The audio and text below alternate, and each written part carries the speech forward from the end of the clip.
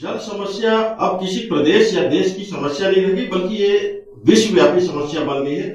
इससे बचाव के लिए जल संग्रहण को अति महत्वपूर्ण बताया गया और इस पर बड़े बड़े संस्थानों पर, बड़े बड़े कार्यालयों पर लंबी चौड़ी योजनाएं बनती है, लेकिन हकीकत यह है कि कागजों तक सीमित रहने के कारण इस दिशा में वो प्रगति नहीं हो पाई जो होनी चाहिए और जल संकट निरंतर गहराता जा रहा है। लेकिन अब छत्तीसगढ़ के कोरिया जिले में इस दिशा में सराहनीय पहल की गई है और जिला प्रशासन और मीडिया ने मिलकर एक संयुक्त पहल की है और इसका नाम रखा गया है आवा पानी झोंकी।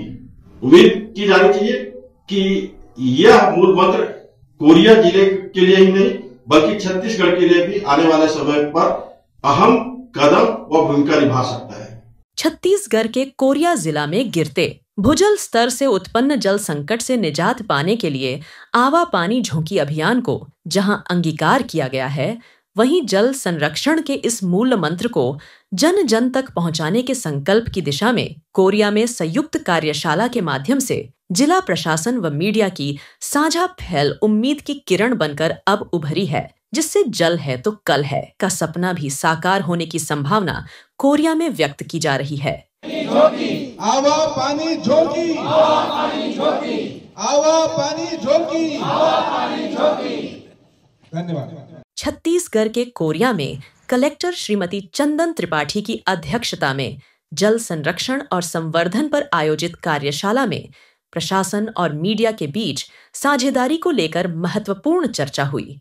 इस कार्यशाला में मीडिया के प्रतिनिधियों ने जल बचाव और संवर्धन के लिए कई उपयोगी सुझाव दिए, जिनमें वाटर हार्वेस्टिंग को अनिवार्य बनाना, जल संकट से प्रभावित ग्राम पंचायतों में विशेष अभियान चलाने बच्चों के पैदा होने या विवाह में स्मृति स्वरूप पौधों का रोपण, निजी जमीनों पर फलदार व व्यवसायिक उपयोग वाले इमारती तथा कीमती का दर्जा रखने वाले पौधों के रोपण को प्रोत्साहित करने की बात प्रमुख थी। आयोजित कार्यशाला में कोरिया कलेक्टर श्रीमती त्रिपाठी ने मीडिया से आह्वान किया कि वे जल संरक्षण की आवश्यकता को समाज के हर वर्ग तक पहुंचाने में मदद करें, क्योंकि जल की एक एक बूंद वर्तमान में महत्वपूर्ण बन गई है।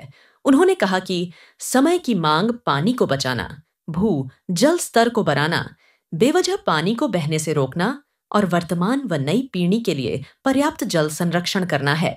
कार्यशाला में कोरिया जिला पंचायत के मुख्य कार्यपालन अधिकारी डॉक्टर आशुतोष चतुर्वेदी ने जल संकट को वैश्विक समस्या बताते हुए वृक्ष पौधों की बढ़ती कमी और पानी के अनावश्यक बहाव को जल संरक्षण के प्रमुख कारणों के रूप में बतलाते हुए कोरिया के शावा पानी झोंकी अभियान साझा पहल से जन जन तक पहुंचाने की बात कही। श्री चतुर्वेदी ने कहा कि कहने में नहीं करने में विश्वास रखने वाले कोरिया में इस दिशा में वृक्षों को जल देकर व मौसमी नालों पर आवश्यकता अनुसार बांध बनाकर कल्पना को साकार करने की दिशा में संयुक्त रूप से कदम व हाथ बढ़ गए हैं।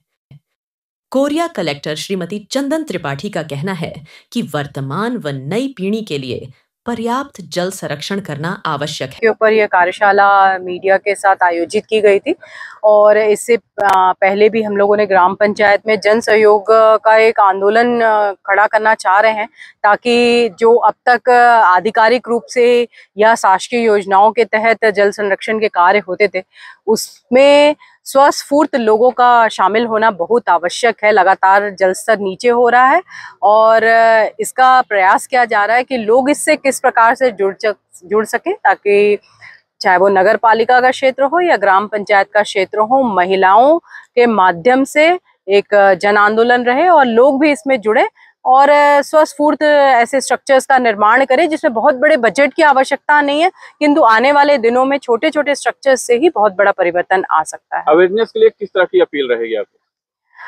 मैं सभी लोगों से यही कहना चाहूंगी कि आप छोटे स्ट्रक्चर्स अपने घर के पास जरूर बनाएं, खास तौर पर जो वर्षा ऋतु का पानी आपके घरों के छत से बहता है, सबसे पहले उसको संरक्षित करने के लिए सोख्ता गड्ढा बनाएं। दूसरा, मैं जरूर निवेदन करूंगी सभी से हाथ जोड़कर कि जितने भी नल से पानी टपकता रहता है, आपको पता भी नहीं चलता, और उसमें से बहुत पानी निकल जाता है। कृपया जब भी ऐसे नल देखें तो उसको जरूर बंद करें।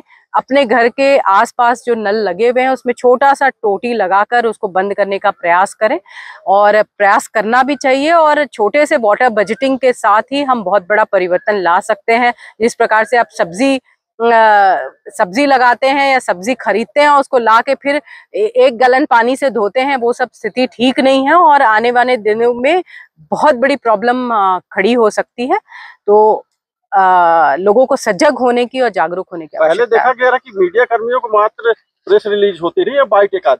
मीडिया कर्मियों के लिए आपने क्या सोच के कार्यशाला रखा? मैंने इसलिए वर्कशॉप रखा है क्योंकि मैं चाहती हूँ कि सभी लोग यहाँ पे जुड़े, कोई भी ऐसा वर्ग ना हो जो हमसे ना जुड़े।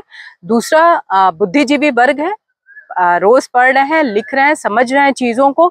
जैसा मैंने कहा कि ये कोई बजटेड आइटम नहीं है कि मैं बहुत बड़ा बजट रिलीज करने वाली हूँ, ऐसा कुछ भी नहीं होने वाला है। ये जन आंदोलन है और कोरिया जिले का हर एक व्यक्ति, चाहे वो मीडिया हो, चाहे वकील साहब क्यों ना, कोई डॉक्टर साहब क्यों ना हो, सबको इसमें जुड़ना है और आगे बढ़ना है। कोरिया में इस दिशा में प्रशासन व मीडिया साझा पहल से समस्या निदान के लिए प्रयासरत है।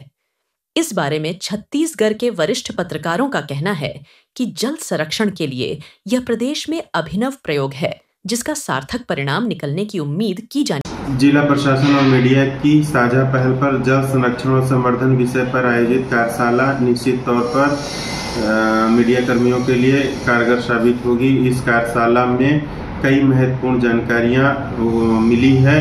साथ ही कार्यशाला के दौरान डॉक्यूमेंट्री फिल्म तैयार करके जो जानकारियां दी गई हैं, यह मीडिया कर्मियों के लिए उपयोगी साबित होगा, चूँकि जल संरक्षण संवर्धन का विषय बेहद ही महत्वपूर्ण और गंभीर है।